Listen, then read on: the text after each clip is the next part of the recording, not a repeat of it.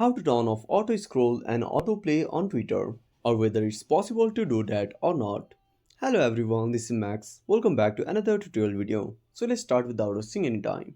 Also make sure to watch this video till the end. First of all, open up Twitter on your device. Open up Twitter and log in into your account with your credentials. Now while you are signing in, make sure to subscribe our channel and hit the bell icon. Now give the permissions. Now tap on the profile at the top left corner. Now scroll down and tap on Settings and Support. Now go to Settings and Privacy.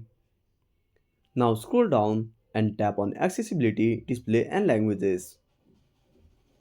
Now tap on Data Usage. Now scroll down. Now under Video, there is an option for video autoplay. Tap on it.